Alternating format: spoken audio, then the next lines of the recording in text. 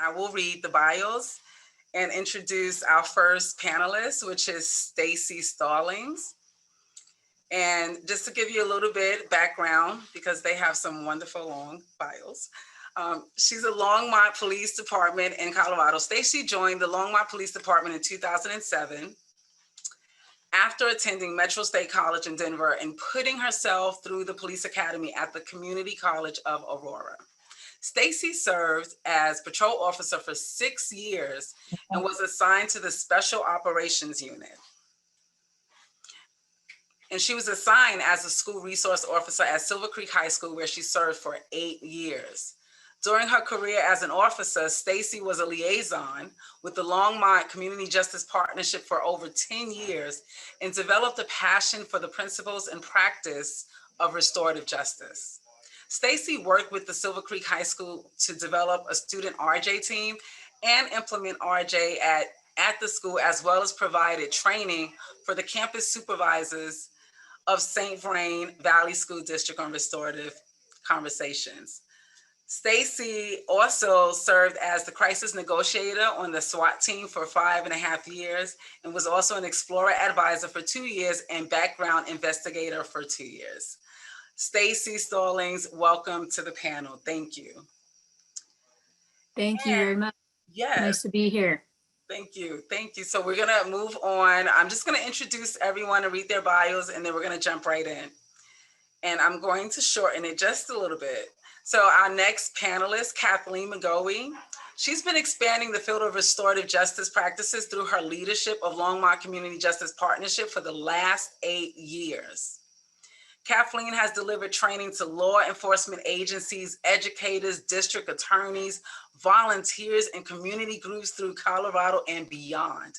She also co-authored her second book, The Little Book of Restorative Teaching Tools, to capture and share the success of experiential learning methods she developed with colleagues at LCJP. She began facilitating conversations around social justice issues in Tijuana, Mexico, while serving as the executive director of, be gentle with me with mine, Los Embajadores. In 2013, Kathleen published her first book, Harmonizing Heavens and Earth, a dialectic shamanic approach to elicitive peace work. Kathleen is recognized for her ability to create engaging, inclusive learning environments that prioritize embodiment, authenticity, and well-being. Welcome, Kathleen. And our next panelist is William Jackson. William is an Association for Public Policy Analysis and Management's APPAM 2020 Equity and Inclusion Student Fellow and member of Phi Alpha Alpha Honor Society of the National Association of Schools for Public Affairs and Administration. William currently is a public affairs PhD candidate at Florida International University and serves as a graduate teaching assistant within the Public Policy and Administration Department. He is committed to serving individuals, families, and communities that have limited access and opportunity due to political, economic, and social factors. William, welcome. And last but not least, we have our Raymond Wilkes. Attorney Raymond Wilkes is a legal fellow with the Civil Rights and Restorative Justice Project at Northeastern University School of Law in Boston, Massachusetts. Attorney Wilkes manages the project's cold cases, conducts police trainings based on the project's archive, supervises students and attorneys working with the project cases, and fosters relationships with similar situated civil rights organizations. In addition to his work, Attorney Wilkes serves as an advisor to Northeastern University's Restorative and Transformative Justice Task Force and Southern University Law Center's Louis A. Berry Institute for Civil Rights and Justice. Welcome, Raymond Wilkes. We are excited to have you all. So just to begin, I want to start with you, Staci Stallings, and just ask you to introduce yourself in terms of an overview of the work you do, so we can get to know more about you. Thank you.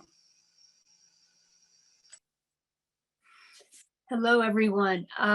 Currently, I am working with Kathleen McGoey on some projects and training and participating in these types of things that we're here doing today in this institute, and training some other police departments in the use of restorative principles. I'm still working with some students in our leadership academy at the high school where I was an SRO, as a mentor, which is pretty cool that I still get to do that, because I did retire at the end of June from law enforcement. Chief Butler always said that there was a difference between law enforcement and policing.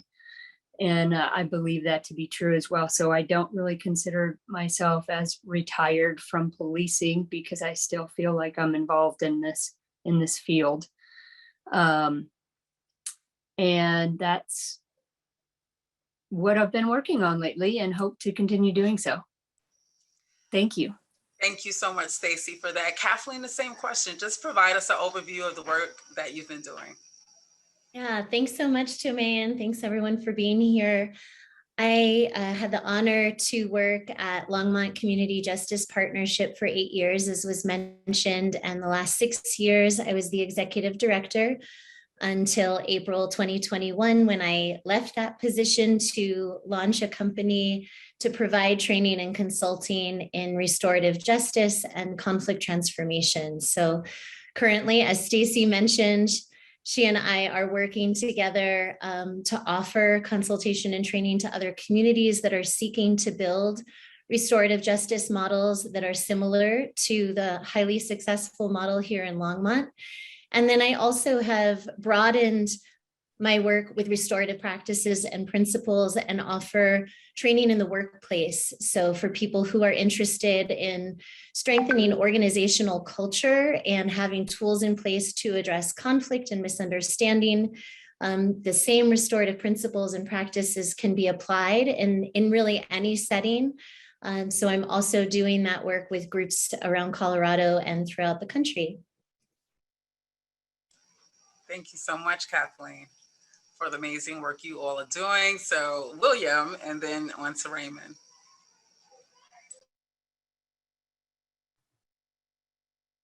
Hello, everyone. Currently, I'm working as a PhD student, as was described earlier, but I'm also the founder and current board chair for the Justice Project of South Florida. And we pretty much started as a task force during my time at the Urban League of Broward County, where I served for over 12 years. And pretty much we want to address the lack or the missing gap between law enforcement and communities of color, more specifically here in Broward County, and what we saw going on across the nation. We started doing this work around 2015, and we pretty much, as I said before, started as a task force, but currently we are our own nonprofit entity. And we began that work last year as we continue to work along with the Urban League and our current partners and also our current members. And pretty much we're just really focusing on trying to bridge the gap between law enforcement and our marginalized communities. So thanks again for having me here. Thank you for that great work that you just described. Raymond? Hey, and thank you again for inviting me. But yes, my name is Raymond Wilkes. I'm an attorney and legal fellow with the Civil Rights and Restorative Justice Project, housed at Northeastern University School of Law in Boston, Massachusetts. Most of my work centers around working our cold case investigations of incidents of violence against African Americans during the Jim Crow era. So we investigate these cases, and we also are archiving these cases and our soon to be released Burnham Noble's digital archive that the public will have access to officially of September 2022. This work also includes me working with the students, but also the amazing thing we've done with this archive, since we've been investigating cases over a decade, is recognizing the trends that have been explaining some of the distrust between communities of color and law enforcement. And so we've actually created a police training that we've been doing and partnering with different groups like the Matthew Shepard Foundation to give them throughout the country to kind of explain these histories to police departments. So that has been fun as well, along with whenever I have the free time of trying to teach and work with students. So that's been my work so far. Thank you. And thank you all for agreeing to show up and just share your area of expertise as well. So with that, I am going to begin with Staci and ask you to just, from your perspective, how is RJ relevant to policing?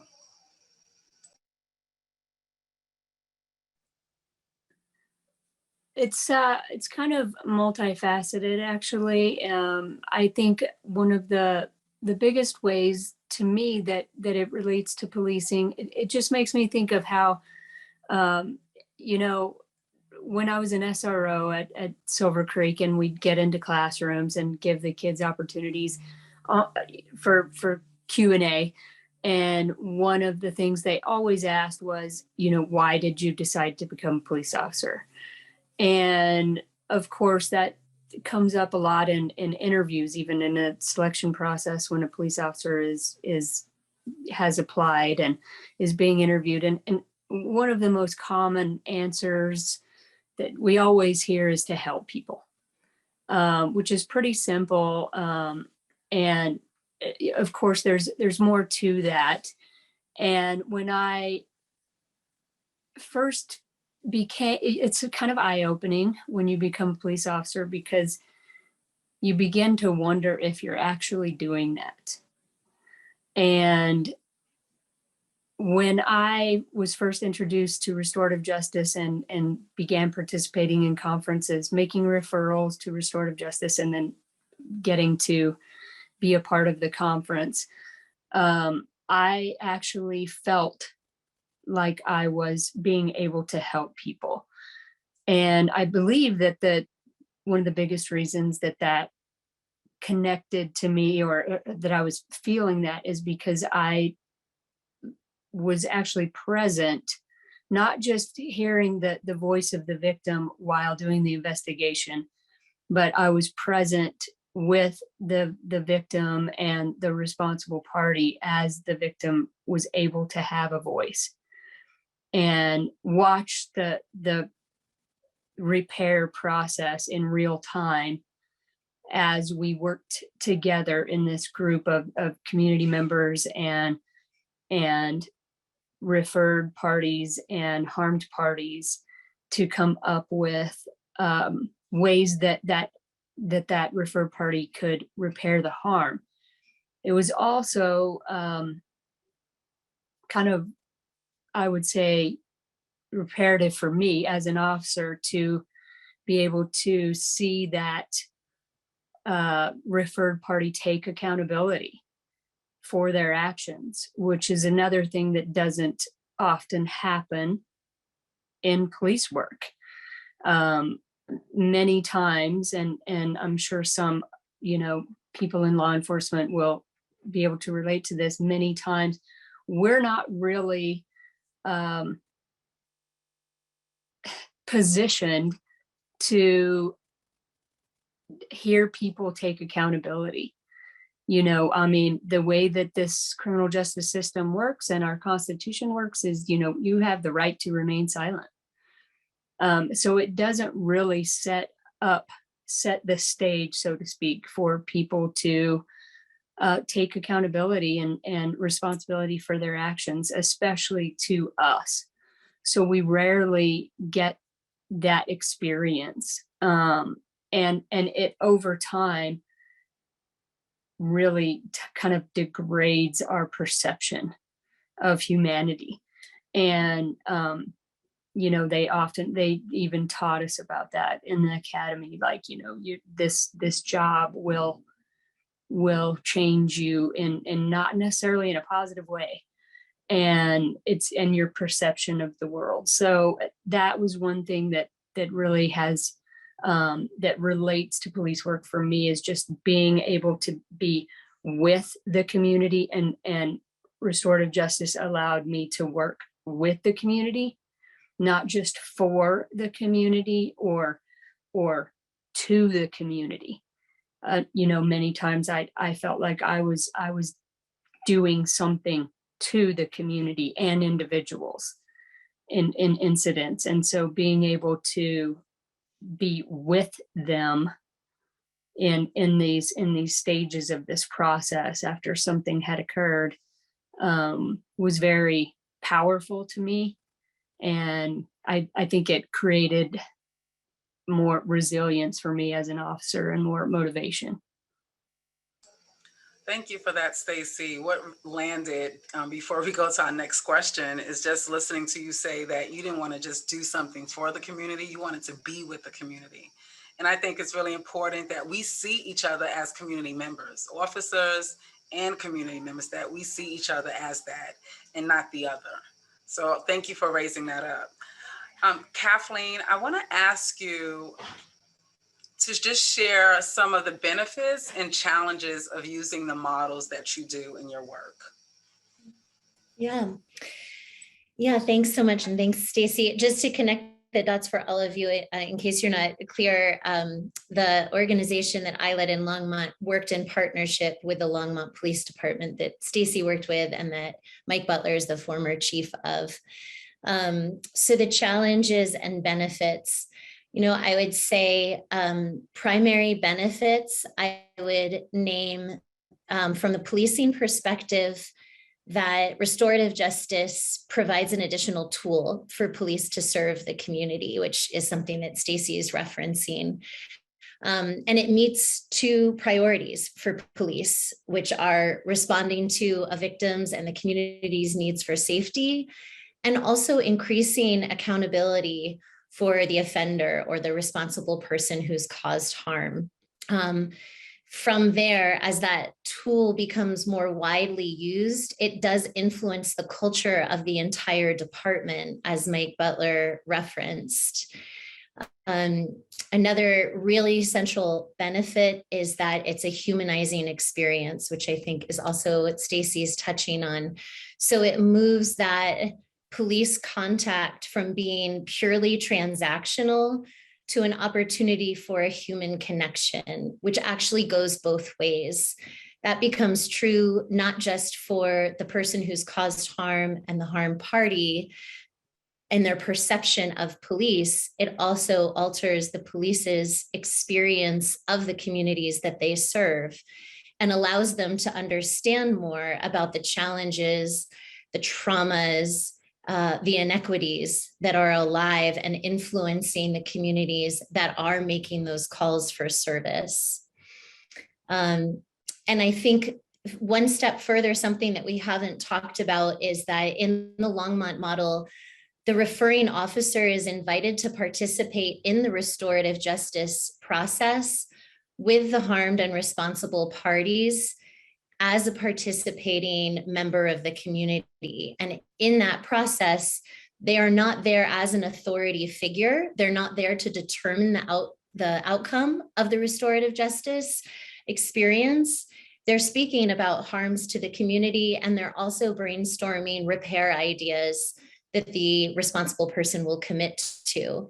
And so that actually lifts all of those individuals out of the typical scenario where they will be meeting each other, which is riddled with power dynamics and high emotions and a lot of fear, and places them in a different environment with a facilitator who's engaging each person in dialogue that invites equal voice. And just naturally, without asking for it to happen, that process starts to confront some of the biases and perceptions that we all naturally hold about each other, right? Community towards police and police towards community members. And so as we talk about how do we strengthen community police relations, I see that experience of dialogue and actually being able to hear each other outside of the moment of a response to a call for service as extremely impactful and transformative for the community. In terms of challenges, I would say one, of course, in our experience in Longmont, utilizing a community-based nonprofit has been really important for gaining community trust and buy-in. But that also means that it presents the challenge of sustaining and funding, right? So one of the things that I see in Colorado and throughout the country is a lot of people are excited about restorative justice and they want to start and implement right away. And yet they really need to do gradual groundwork to be sure that they're going to have participation from all the right stakeholders, that they're going to be able to sustain sufficient funding, and that they're going to be able to incorporate both staff and volunteers who reflect the demographics of the community. So these are all really important building blocks of that community serving agency. The other piece that I would say is a challenge is that what's happening in our communities that produce calls for service, that often engage the criminal legal system, those issues are complex, right? So we have mental health challenges, we have addiction issues.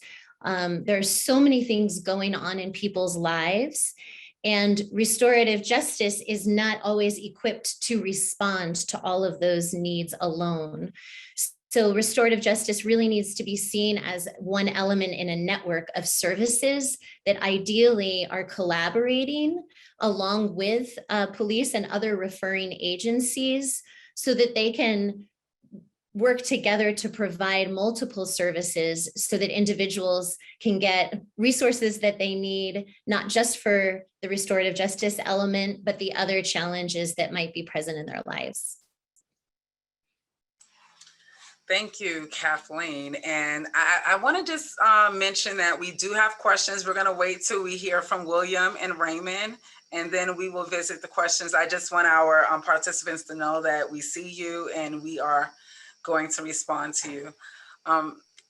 Hopefully time will allow us. So William, can you just give an overview of the police youth model, the dialogue model that you use, and talk about it from the police refer diversion model that's been discussed so far?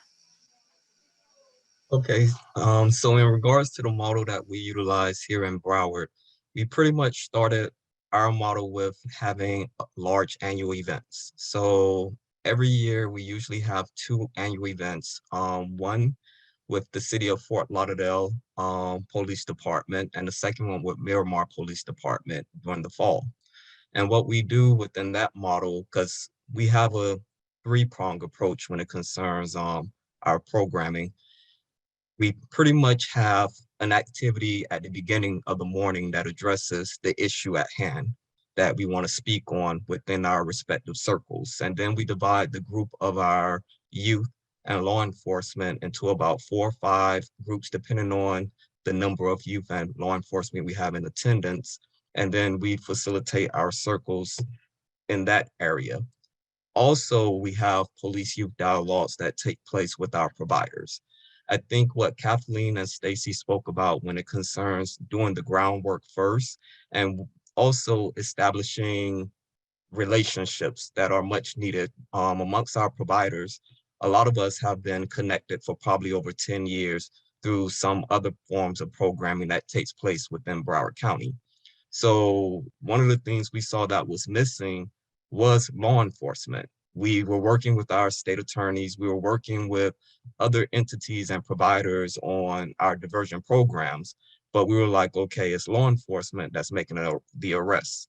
So the second approach is basically having officers engage with those providers and providing circles or pre-conferencing with those providers. And then the third approach is basically having community engagement opportunities in a positive setting with our diversion youth and law enforcement, because we realized that all of our diversion youth pretty much encountered law enforcement in a negative way.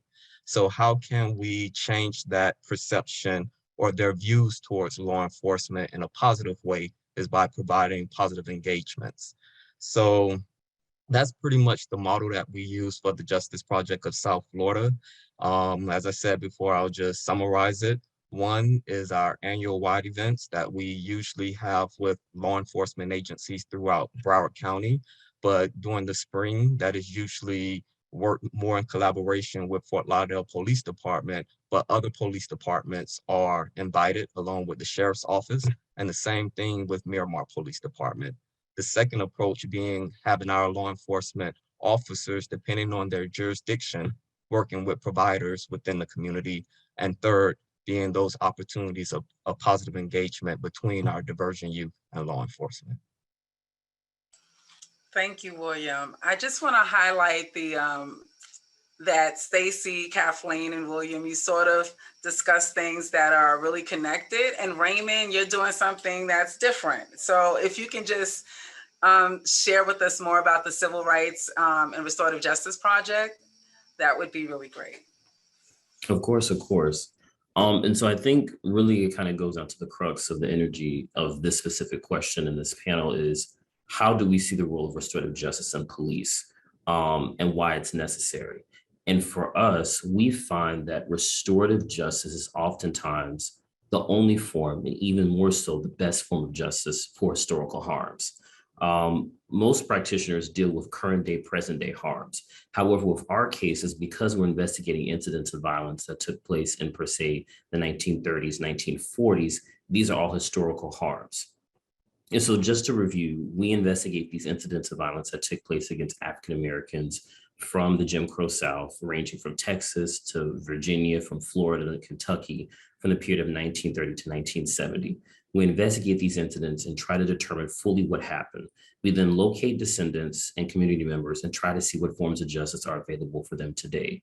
Oftentimes, we say restorative justice is the best form, or the only form, because one, those that have caused the harm have passed away, right, such that criminal and civil options aren't even available to the families. And so it became a question of what can we do, i.e. restorative justice. And so for us, we feel the restorative justice really is a space in which all the affected parties come together to acknowledge the harm and really take steps to provide reconciliation for the victim, descendants, the families, and the community members. And so when we look at the harm being historical, we find that the extensions of those parties are still there and present today, such that they all can come to the table, i.e. the person who endured the harm, their children or their nephews and their generations are able to sit at the table. Another thing in our cases that we see, another party that's also present, are police officers. Our cases really aren't centered on police. They show a variety of people that have caused harm to African Americans, but we can't deny that historically that is an institution that we see that has caused harm to African Americans. And so we feel that they also deserve a space at the table for this reconciliation efforts as well. And so really it's a beautiful thing to actually have the families come together with the officers and to actually have the now current chief of police who, and it could have been the chief of police back in 1930 or 1940 something that caused harm to the loved one. And the current chief of police actually say, I'm sorry that we did that. This should have never happened.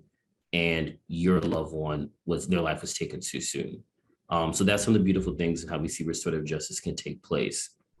And the biggest example or way I like to describe restorative justice of historical harms is thinking about it like a story, right?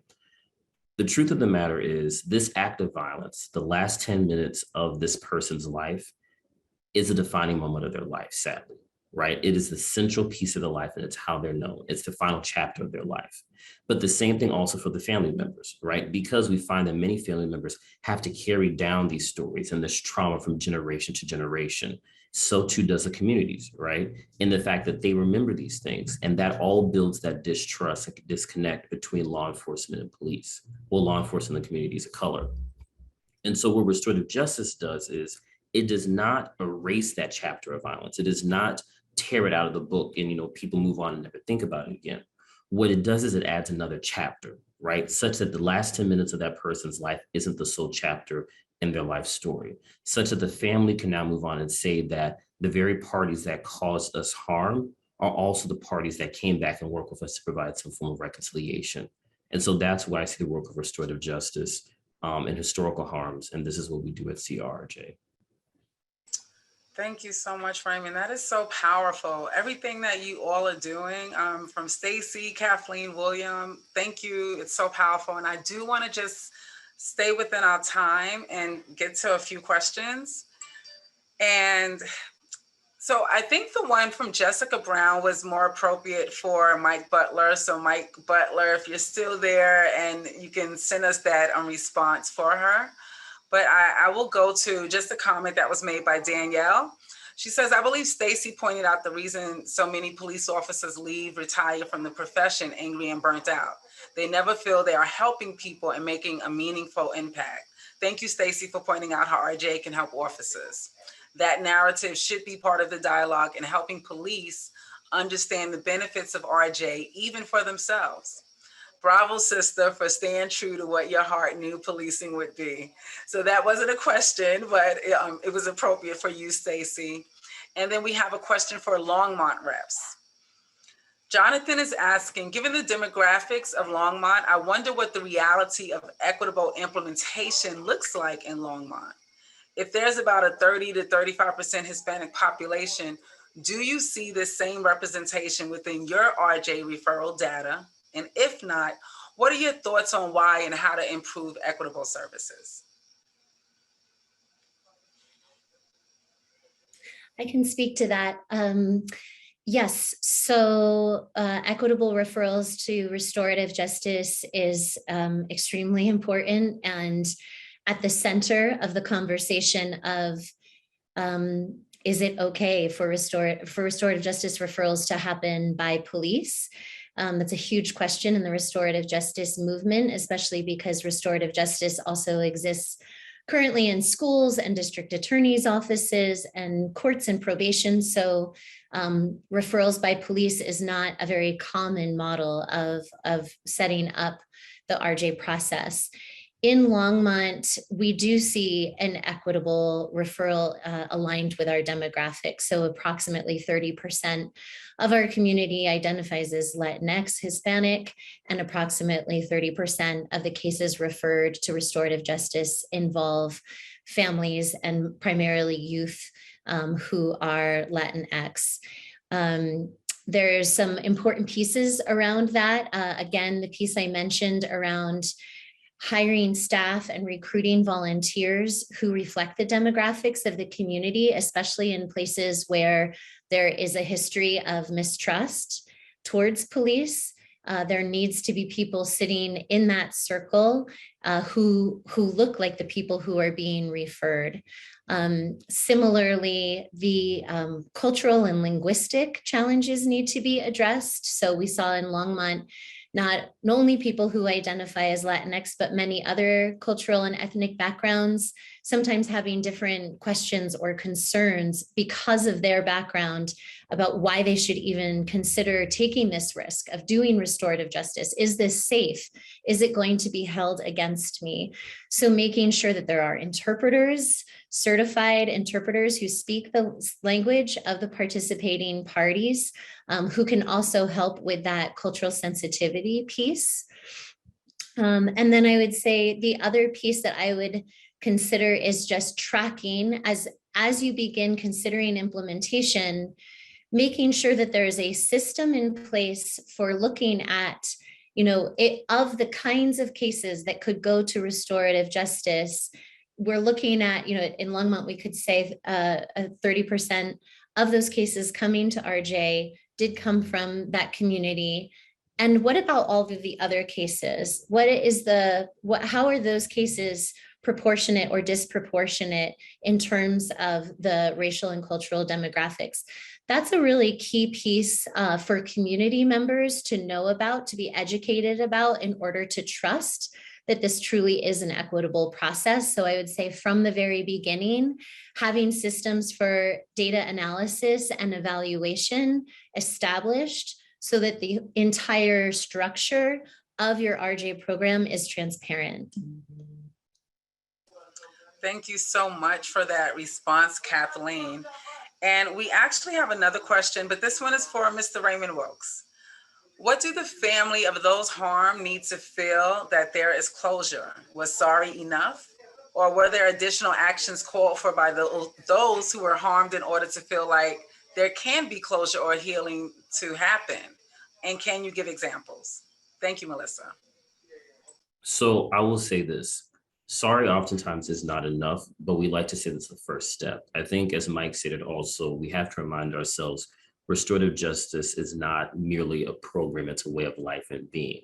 And it kind of goes on two fronts, right? Because one, in the sense of with what we do with families and communities is we try to find ways of, we feel that memorializing is a way of honoring the life of the person, is a form of reconciliation, because you're allowing the truth to be told. So one of the things that we do is we create historical markers at the site where these incidents took place. We hold memorialization and commemoration ceremonies where government officials are present and apologize on behalf of the city, and they issue city proclamations as well. Now, it is more powerful to actually have all those parties and the extension of those parties who caused the harm present, but that does not always happen. We do try our best to work with community members, oftentimes NAACP, as for a matter of fact, they were the institutions working with the family to provide them justice during that period as well.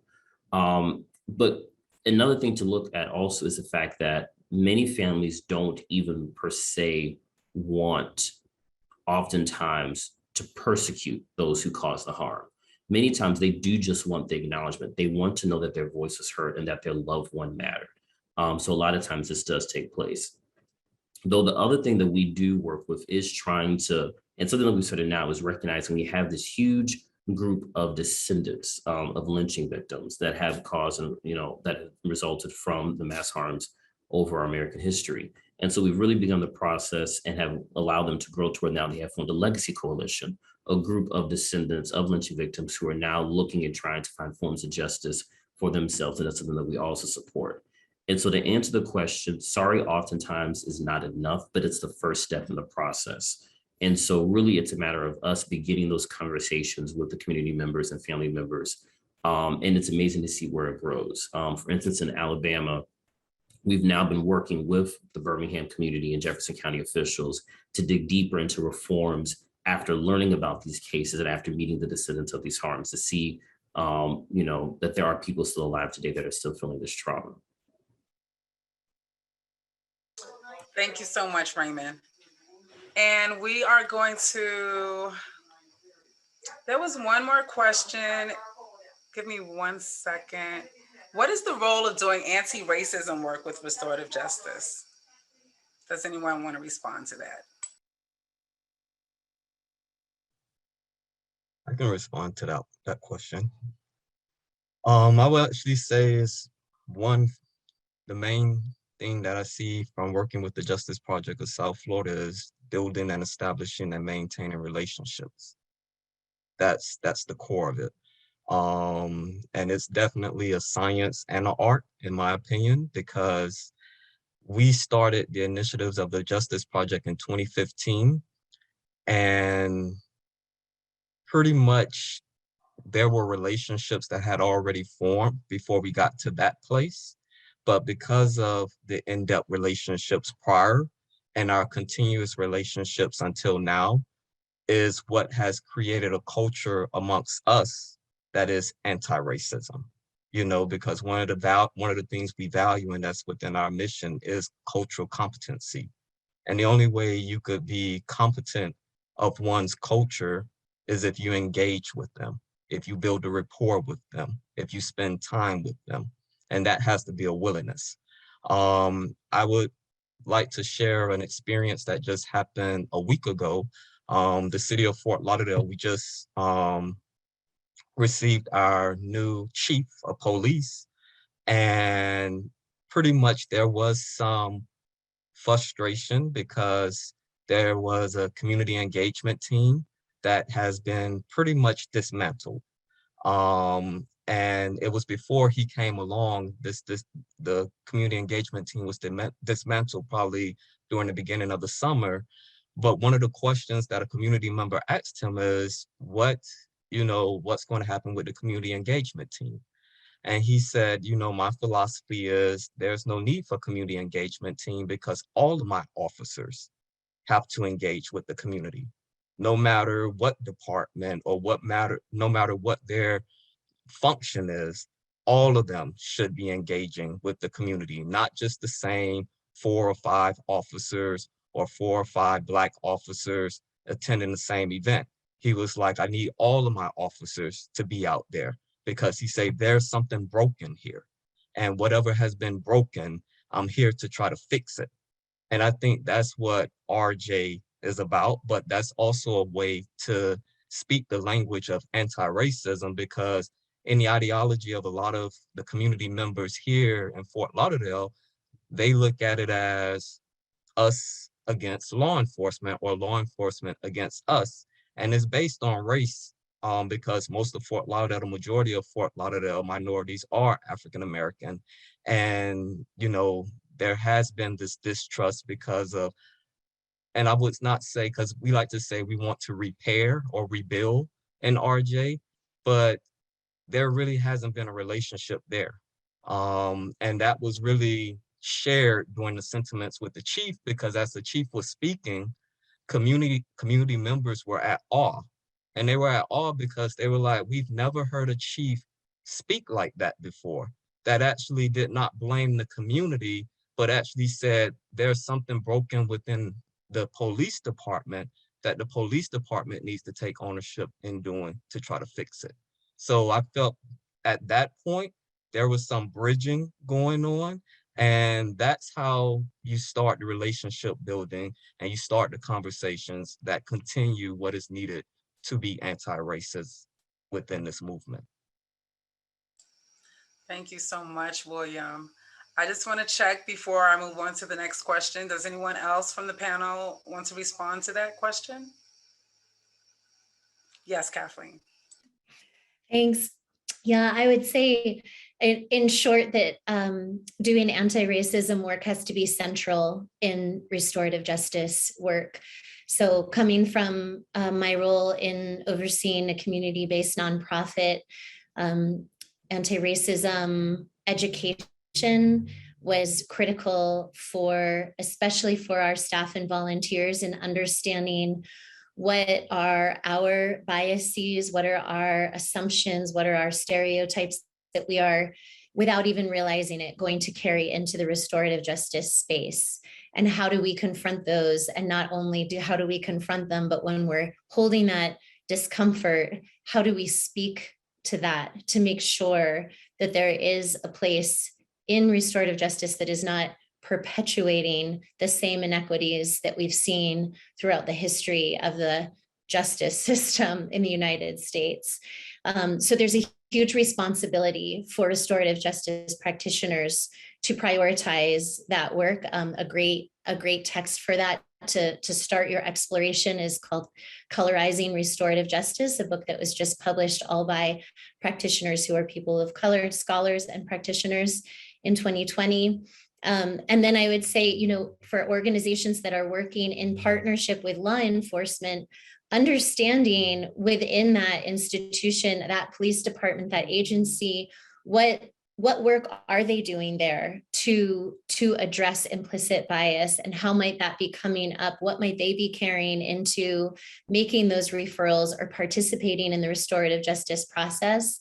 And the RJ practitioners do have a responsibility to voice that, to make that clear with their police partners, that it is part of our job in doing restorative justice to make it an equitable process. And that doesn't exist apart from, that's like not for someone else to do, that we actually have to be responsible for that, or we run the risk of continuing the harms that Raymond is working on addressing now. So it's central. Thank you so much, Kathleen. And I can't resist. I will put a plug in because we actually, when you mentioned Colorizing RJ, Alana from the National Center on Restorative Justice in Vermont Law School, we actually partnered with a podcast called Restorative Lens, and we actually interviewed a few of the authors. So we're gonna get that into the chat at some point, but I just wanted to, I couldn't resist. But I do have another question. And this question is how to get the community as a whole, and particularly police communities, to understand other non-punitive routes.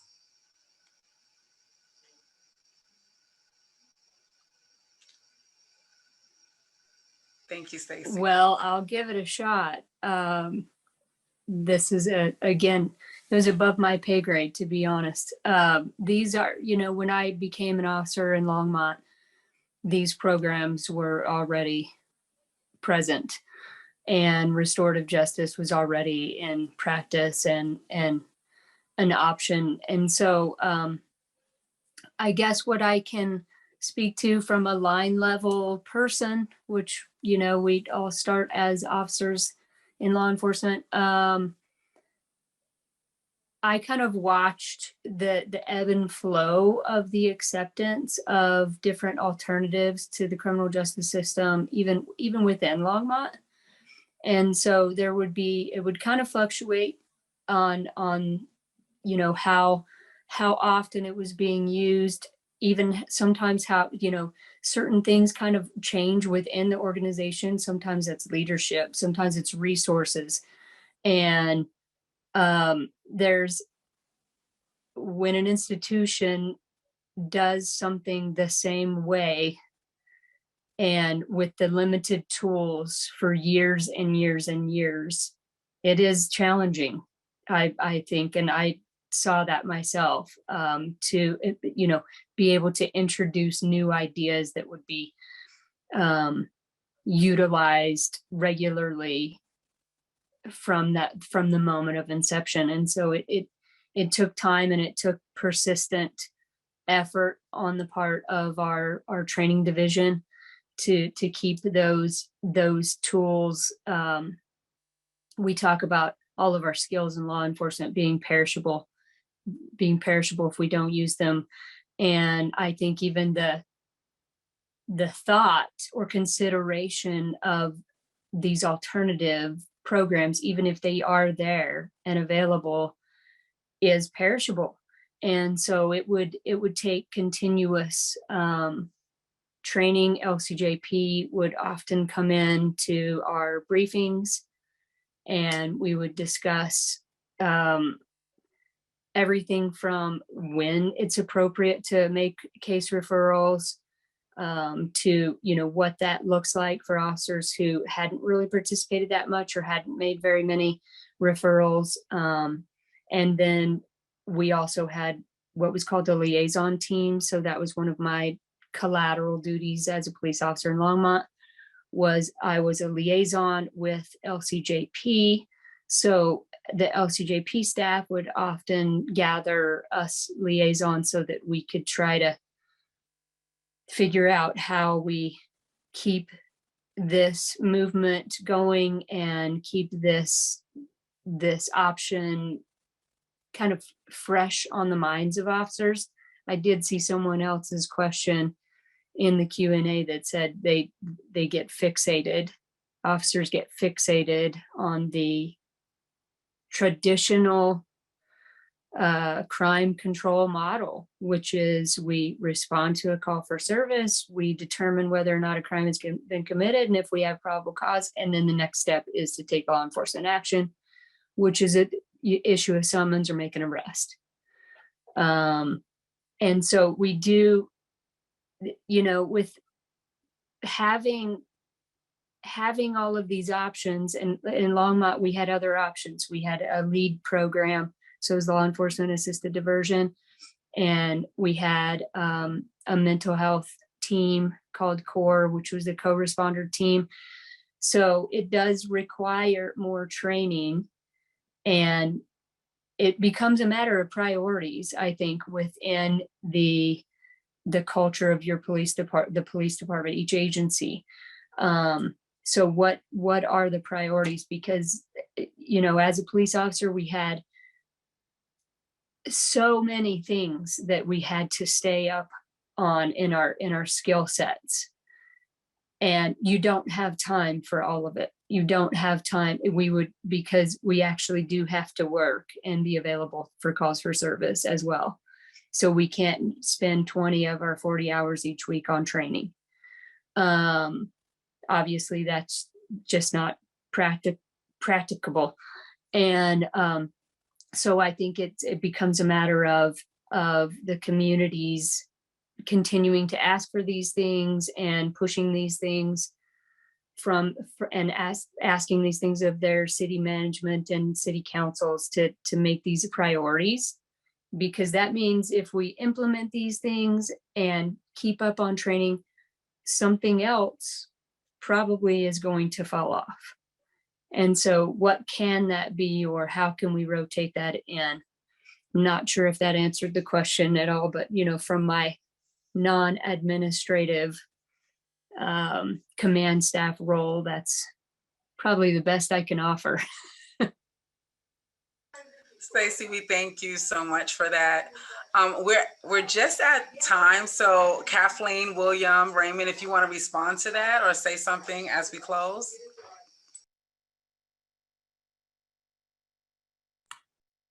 Yeah, I can go. I will say this is something that on the side of working with the community that I've had to try to figure out is how to truly get them to understand the value of restorative justice, especially in light of police reform. And Angela Davis said it best when she said, in order to truly reform or transform something, you have to use alternative measures when it both fits you and it doesn't feel comfortable with you, right? And what that means is we have to recognize that we push for these forms of restorative justice when little Jimmy, for instance, gets in trouble and we don't want them in the system. So we try to, bring them over into this form. This also means that when we see someone in law enforcement do some harm to the community, we can't automatically push the punitive system on them because that goes against the very nature of what we're trying to do to change this entire system and structure. But what that really gets at in my mind is analyzing the subjective definition of justice that we have within ourselves, because there's a subjective standard that we all have, but truly we have to look at the subjective.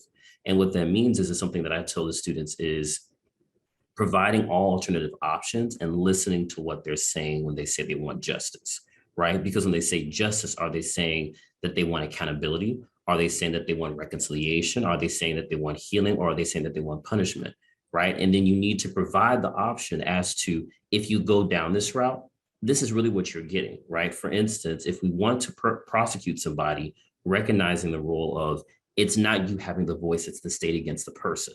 And if you're trying to get at a system that you feel isn't being held accountable, the system isn't on trial, it's just the person, right? Then if you bring the lawsuit, yes, you can maybe hold the system accountable, but at the end of the day, they'll be paying funds that are coming from the very tax-paying persons that actually need the services rendered. So I think that's the one thing I will look and see is a matter of having to look at the subjective definition of a justice, listening to what community members are saying, and providing them the full set of options. But then also recognizing that, I think as Mike said it best, it can't be a top-down situation to transform this. It has to be a bottom-up. We have to work with the community. And the other part of that is recognizing that law enforcement members are a part of this community. So, yeah. Thank you so much, Raymond. I just wanted to provide this last opportunity. It is, we have 7 minutes, and then we're going to shift into a circle, which will be led by Kathleen McGoey and Staci Stallings. And I just want to open up if you wanted just to say anything in closing shortly, something really short. Just going to add on, I think Raymond hit it on the nail. I would just add also that I think it also lies at the top two. And the reason I say that, because some of my research is actually focusing on how the top makes a difference on a discretion that takes place on these communities that we're speaking of. And it's one of those things like, yes, from the bottom up, it is the community and those who are making these decisions during the encounters, but it's also the leadership who could actually set the tone. And that's what I hear from the officers I work with and some of the leaders that I work with, because with the Justice Project, we actually work with those street level officers, but we also work with leadership, because when both entities are getting the same message, then they're able to communicate with each other on what RJ is, what's the purpose of RJ. And I think it comes back to like what Raymond was saying earlier, accountability is one of the main things that I feel helps to promote RJ, because a lot of times people hear RJ and they're like, well, how is this person going to be held accountable? And I'm like, RJ is actually holding these individuals accountable by just giving them punitive measures. Really, that's an easy way out. But RJ actually brings these individuals face to face or in a space to, speak on the harm that actually took place. And also people usually walk away from that changed or feeling that they've taken accountability or the person has taken accountability, but also feeling a sense of value and worth. And that our system doesn't do that right now. So this is something we have to continue to promote because you're going against the grain. Our system is not a system of restoring and repairing. Our system is a system that actually has caused more trauma. And that's what we're dealing with right now. We're a traumatized society, and we're trying to work through this and say, how can we undo what has been done? That was powerful. Thank you. What a wonderful way for us to end this panel. It just goes from the beginning, right? From Betsy in the beginning, talking about what they're doing on the federal level, to Mike Butler, talking about how we should redefine the word justice. And that's something that's been lifted up here, and the importance of accountability, listening, and having the community see officers as community members, as well as officers seeing community members as part of their community. I just want to thank you all of our plenary session attendees, for being here and engaging with us. There were questions, but I'm almost positive that when you engage in the circles and the workshops, that those questions will be answered organically in the process. So I just want to say thank you. And for those of you who are scheduled for the circle, Kathleen and Staci will be joining it. Now, for tomorrow, we will reconvene, and Dr. Micah Johnson will be our keynote speaker. He's also the author of the little book on police-youth dialogue. So we look forward to having you here with us again tomorrow. And thank you so much, Staci, Kathleen, William, and Raymond, for this wonderful panel.